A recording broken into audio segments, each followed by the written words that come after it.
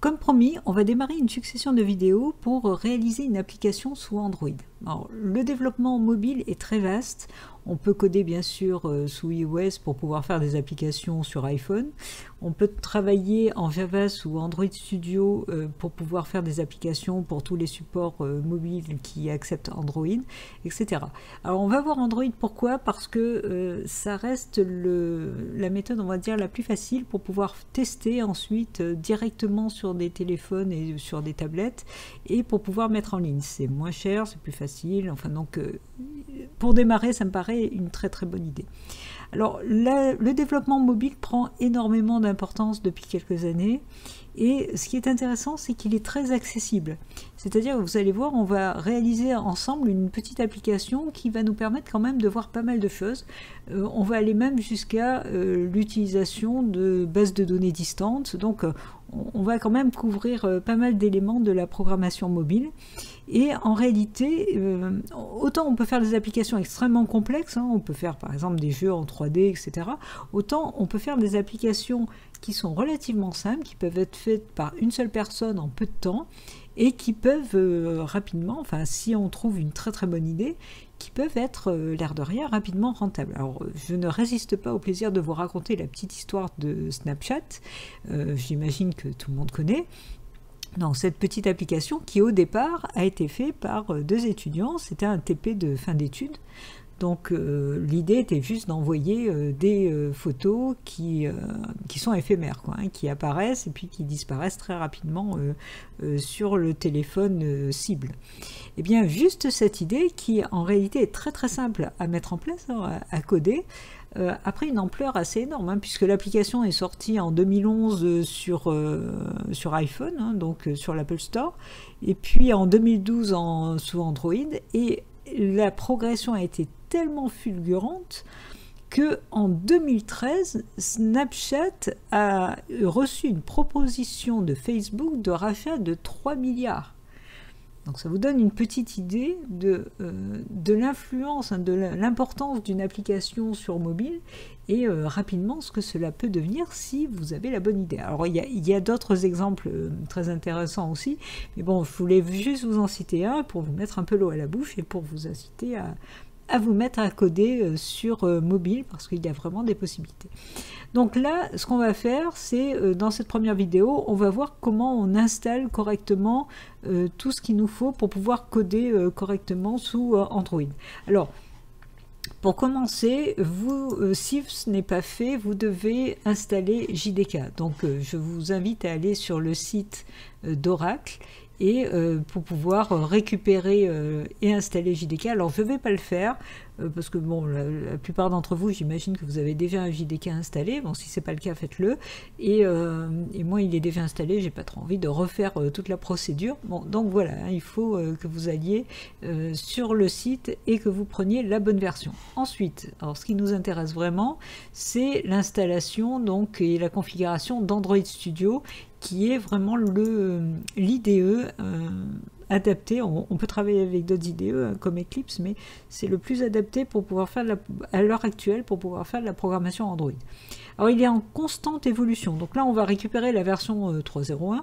Peut-être que quand vous regarderez cette vidéo, ce sera une version plus récente. Enfin, ça avance assez rapidement dans le temps. Ce qui est quelque part bien et pas bien, dans le sens que les modifications d'une version à l'autre sont souvent importantes et du coup il faut vraiment s'adapter, c'est-à-dire que des fois on fait des modifications sur une application et on s'aperçoit que ça ne marche plus dans la nouvelle version. Bon, bref, il va falloir apprendre un petit peu à s'adapter à ce niveau-là. Alors, donc vous cliquez sur Download, vous acceptez comme d'habitude les termes du contrat, vous cliquez sur Download en Android Studio et vous faites enregistrer le fichier. Et là, donc, il va vous télécharger le fichier. Et là, vous allez pouvoir donc, alors vous attendez la fin de l'installation, du téléchargement, et vous allez ensuite pouvoir lancer l'installation. Une fois le fichier téléchargé, eh bien tout simplement lancez-le de façon à démarrer l'installation.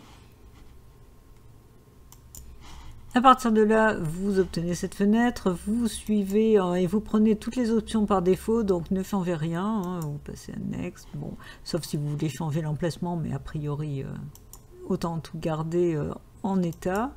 Vous lancez l'installation qui va donc se dérouler jusqu'au bout. On va faire une petite pause.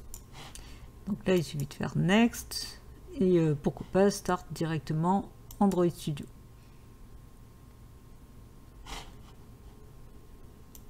Au bout d'un moment, vous tombez sur cette fenêtre de bienvenue. Alors, suivez les étapes sans rien modifier. Donc là, vous cliquez sur Next, vous gardez le standard. Bon, si vous voulez une présentation différente, mode Dracula, vous pouvez choisir, mais sinon, vous gardez le standard. Là, c'est pareil, vous cliquez directement sur Finish et il va downloader et installer un certain nombre de choses. Donc, évidemment, vous le laissez faire tranquillement. Alors, au bout d'un moment, vous devriez obtenir une fenêtre qui ressemble plus ou moins à ceci. Donc, vous cliquez sur Finish et vous tombez sur la page d'accueil classique normalement d'Android Studio quand vous n'avez pas encore travaillé sur des projets ou quand tous les projets sont terminés. Alors, avant de démarrer un projet, on va devoir gérer la configuration. Donc, vous allez dans Configure et dans SDK Manager, puisqu'il va falloir configurer en fait pour quel type de support vous voulez faire le développement. Alors pour le coup là ce n'est pas forcément évident parce que en fait vous avez, vous voyez, un ensemble de versions et plus on est dans les anciennes versions, plus vous touchez de support, puisqu'il y en a qui ont des anciens téléphones, il y en a qui ont des téléphones plus modernes, etc. Alors que si vous choisissez une version trop récente, vous n'allez faire une application qui ne va tourner que sur des supports très récents. Donc il faut trouver le bon compromis et pour le coup c'est pas du tout évident.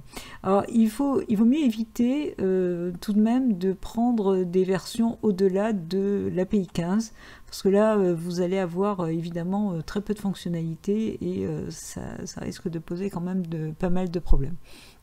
Donc, pour commencer, vous allez cliquer sur Show Package Détail parce que ça va vous donner, vous voyez, les mêmes packages, mais avec le contenu détaillé et du coup, ce qui est sélectionné et ce qui n'est pas sélectionné.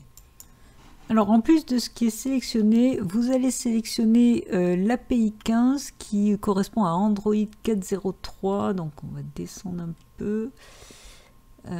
Voilà. Donc Android 4.0.3, Ice Cream Sandwich, donc là vous sélectionnez ici, donc ça va vous downloader tout l'ensemble, et vous allez aller dans l'API 23, c'est-à-dire Android 6.0, alors je remonte, voilà, dans Marshmallow, et vous allez récupérer à cet endroit-là tous les ARM, EABI, V7A, système image. Donc on va tous les prendre, parce que je ne sais plus lequel est correct. Donc là, celui-là, et il me semble qu'il y en a un autre ici. Voilà. Voilà, donc une fois qu'on a sélectionné ça, ben, on va tout simplement lancer l'installation. Donc on fait OK. Donc là, il me demande, enfin il fait un récapitulatif, donc vous faites OK. Et là, alors vous voyez, il me demande d'accepter ou non, donc comme d'habitude, on fait accept. Alors, il va falloir le faire pour l'ensemble, c'est-à-dire que si je me mets là, pareil, accepte. Voilà, donc là, normalement, il a accepté tout, donc on fait next. Et là, il en a pour un bon moment à installer, donc vous inquiétez pas si ça met beaucoup de temps, nous, on va faire une pause pour que ça aille plus vite. On est arrivé au bout de l'installation, il n'y a plus qu'à cliquer sur Finish. Et là, vous voyez, on retombe sur l'écran de base où on va pouvoir commencer une nouvelle application puisque la configuration est normalement terminée. Alors régulièrement, il va vous faire des réajustements de configuration, ce qui est tout à fait normal. Bon, on le verra au fur et à mesure qu'on va développer. Voilà, je vais m'arrêter là pour cette première vidéo. C'était la mise en place et évidemment, à partir de la prochaine vidéo, on va commencer vraiment notre application. Je vais essayer de faire une vidéo tous les 2 jours pour pouvoir avancer sur cette application qui n'est pas très longue mais qui permet tout de même de voir des aspects assez intéressants. Donc je vous dis à très bientôt et surtout bien sûr pensez à coder.